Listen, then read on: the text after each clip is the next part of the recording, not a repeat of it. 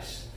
And let's hope that he don't be any rush. And let me call upon our first speaker for the day, Chetan Vashist, Toastmaster Chetan Vashist, with his speech title 0 to 29 and a half. 0 to 29 and a half, Chetan Vashist. Please be on. Please bring him on the stage. Bring up the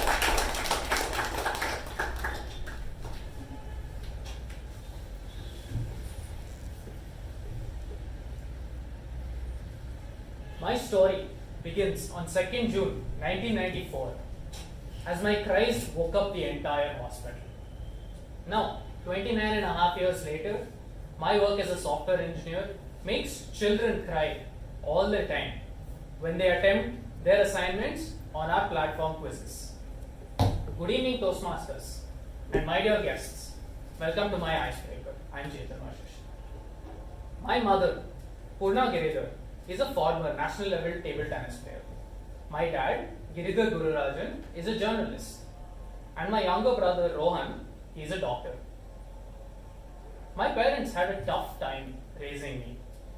I used to get sick a lot, so they used to take me to the doctor's office.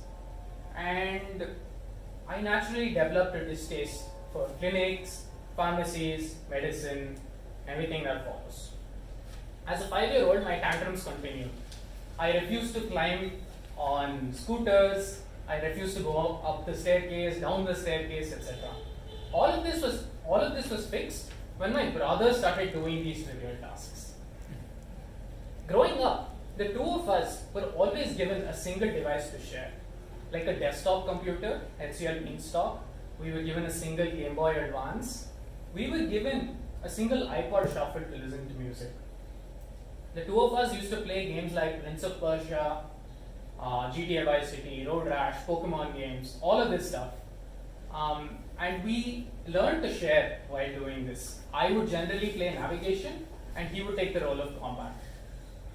I spent a large part of my childhood in my grandfather's house here in Jayanagar. He, Ramurthy Rao, is an imaginative and practical engineer.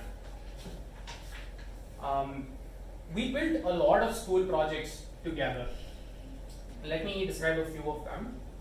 One of them was a national park booklet, another one was a water cycle report, and another one was a solar system model.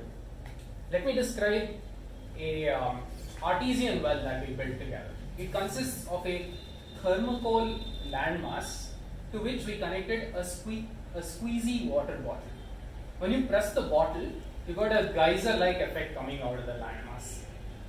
So it was experiments like these and projects like this that pushed me into the direction of science. Much like Madam Lakshmi mentioned here, I studied in Comerans for 12 years, but I struggled for 10 of those. I seldom scored over 60 in languages or social studies, but miraculously in 11th standard, they just got rid of all the vernaculars. And I started doing well because I could study for 4 hours a day after coming back home. And that hard work paid off. And I found myself at NITK Surathkal 2 years later, in 2012. Now, I thought college was going to be this perfect vacation at the beach, that Surathkal. But let me describe the first day's events for you as to what happened there.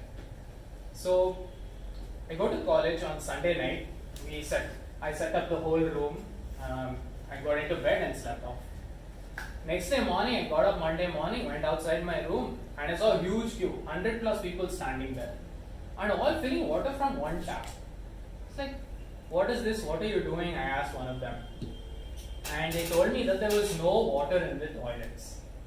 So that is how I understood. That was the first time I had to make a decision for myself on skipping bath in the morning. College gives you these privileges, the first time effort. You learn these things only when you're out of your comfort zone. And I also learned other lessons like the importance of my mother's cooking and even hot water in toilets. Now after college, I picked up two new hobbies that became habits. The first one was reading like my father and fitness like my mother. Books have taken me into various places like on the stage, through through space and time, and into the lives of famous personalities. Now I do swimming, running, and yoga to stay fit. 2 years ago, I met a beautiful girl, Divya Rao. If you ask her, she'll tell you that ours is a love marriage. But the truth is, we were set up, and it happened during the COVID lockdown. So I'll tell you our first date. It was around the park in Jayanagar, and then we went to Namdari's to do grocery shopping. That was our first date. So 1.5 months of cloud nine, and then Divya's parents asked me if I was ready, and I agreed to the proposal. So now, as a married person, I can tell you that I am more knowledgeable about mood swings, more confident in dealing with maids, and I have understood the value of good relationships with your in-laws. Now, my grandfather always told me that I swallow my words when I speak. And 4 months ago, when I was asked to give a speech at my work, I did, but I fumbled it, and I really fumbled it. So now, I am taking corrective action, and I am here as the first steps. So, thank you, Toastmasters, for listening to my journey of nostalgia, and for your support on this journey. Over to you.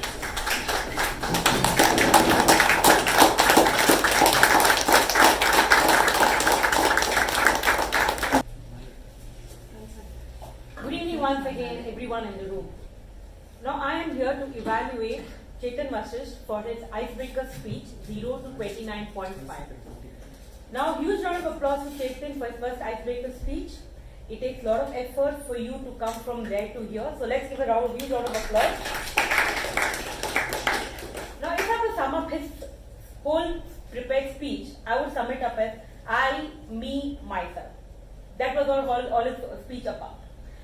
These are three elements what we look into when a person starts with his icebreaker speech. He talks about his family, interest, and profession. Not in the same order, but they have to speak about that. He started on a very good note. Confidence level was really good. Eye contact really good. And we could see a calmness on his face, not nervousness. That was a very good thing, being his first icebreaker speech over here. He spoke about his family. He started with his family, about his mother, father, brother, and then he spoke about himself. Then it moved to his profession, where he spoke about that he's a software engineer. Then he smoothly moved to his interest, when he spoke in depth about his interest, how was his schooling, college, and what is his interest, about his project, about his grandparents. So it moved on to a smooth transition. I would like to tell that since it's an icebreaker speech, I would like to talk more on the positives and not on, I wouldn't tell you negatives. I would talk about those particular components wherein he can do much better or he can improve. I wouldn't tell it as a roadblock.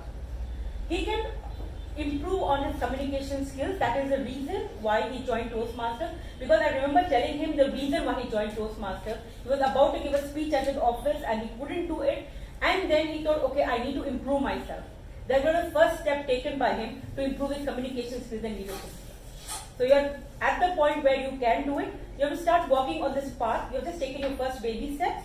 Now you need to decide how fast, quick you want to walk on this path and how you want to improve. Your communication skills, your body language good, your eye contact is good. I know you can't talk about body language and much, but I would like you to see more on your body language and the pitch, tone, up and down what we have when we are stressing out on something. I would like to see more on that for you. And it was a very good speech with I, me, myself. I would summarize it that, and I hope to hear more speeches from you in the future. All the best and thank you. Thanks for the wonderful evaluation, Toastmaster Lata Nahar. I would like to sum up her evaluation in 2 words: acknowledgement, encouragement. In one part, she acknowledged what went well for the speaker, his efforts, and what he did very well during the speech. And in the second part, this is his first speech. speech on the stage. So doesn't she deserve words of encouragement? Tell me, Toastmaster Chetan, did that make you feel good? At the same time, did it help you pinpoint what are the areas you need to improve? Yes. Yeah. Toastmaster Lata rightly said, I will not use the word roadblock. She instead chose to encourage the speaker. That is the quality of a really encouraging evaluator, and that is what Toastmaster Lata did. Can we have a huge round of applause for the speaker, Toastmaster Chetan?